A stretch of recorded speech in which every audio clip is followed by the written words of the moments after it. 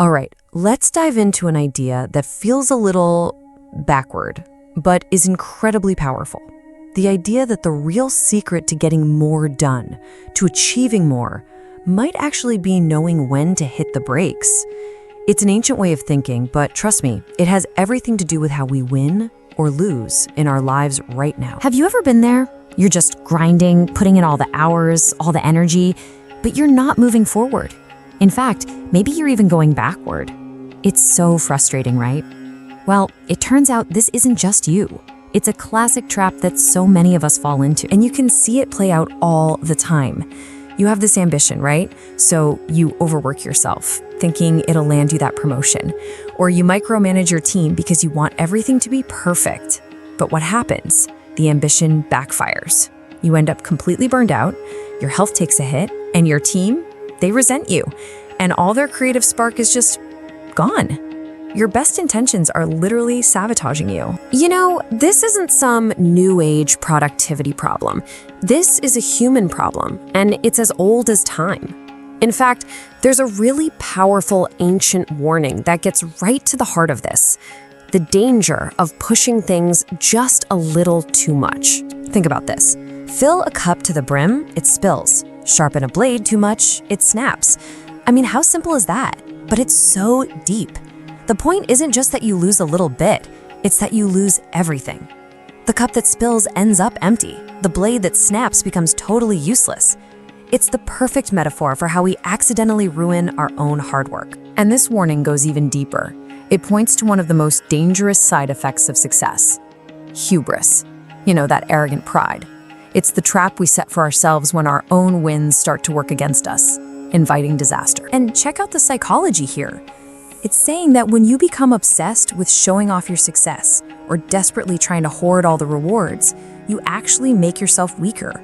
You flaunt your wins, you make people jealous, you attract problems.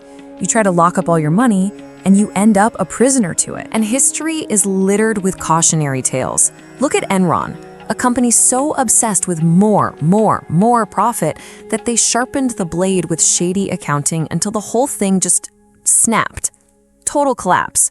Or what about Fire Festival?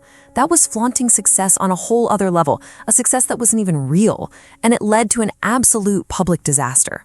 Hubris is, and always has been, a recipe for failure. Okay, so if endless pushing is the trap, what's the way out? Well, the answer isn't to give up.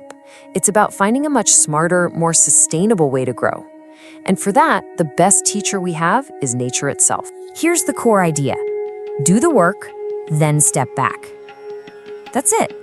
True, sustainable growth isn't a straight line up. It's a cycle. It's effort followed by a strategic retreat. It's not just a good idea. This wisdom calls it nature's law. Just look around you. Does a tree desperately cling to its leaves in the dead of winter? No way. It lets them go. It sheds them to save energy so it can have that explosive regrowth in the spring. Does a smart farmer plant the same crop in the same field year after year? No, they rotate crops, letting the field rest so the soil can recover and stay fertile. In nature, rest isn't weakness. It's preparation for the next big push. There's this fantastic phrase for this, 功遂身退. It basically means succeed, then retreat. And let's be really clear, this is not about quitting. It's not giving up. It's a strategic power move. It's choosing to step back after a win to clear the decks, to renew yourself, and to prepare for the next round of growth. Okay, so this ancient idea is great in theory, but what does it actually look like today? How do we take this idea of succeed, then retreat, and apply it to our real lives, our careers, our money, our goals? Let's break it down. So look at this chart. You can see the pattern, right? Every modern risk, burnout, attracting envy, your team falling apart, it all comes from pushing too hard or holding on too tight. But the smart alternative is always about embracing a cycle. Instead of grinding till you drop, you work in focused sprints, then you take real breaks. Instead of flaunting wealth, you build it quietly. Instead of clinging to control, you delegate and empower people. You win, and then you pivot to the next challenge. It's all about replacing brute force with intelligent rhythm. Think about it in business. You don't want to be Blockbuster. They clung to their successful model of video stores until it was way too late. You want to be Netflix. They absolutely dominated the DVD by mail game, a huge success, and then they strategically retreated from it to pioneer streaming. Same goes for your finances. Hoarding every penny is a losing strategy because inflation eats it away. The smart move is to save and invest, sure, but then to retreat from just piling it up and actually use it for things that bring value, like life experiences. This works for leadership too. A truly great leader doesn't just cling to their position forever.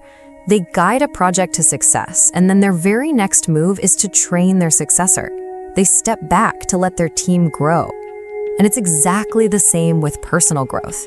You go to the gym, you push your muscles to the limit, and then you have to rest. That's when they actually get stronger. Overtraining just gets you injured, the same way overworking kills your passion. I mean, if you want the ultimate modern example, look at Jeff Bezos. The man built Amazon into one of the biggest companies in the history of the world, an unbelievable success. And what did he do? He stepped down as CEO. He retreated from that role, not to go play golf, but to free up all his energy to focus on his next giant challenge, Blue Origin and space exploration.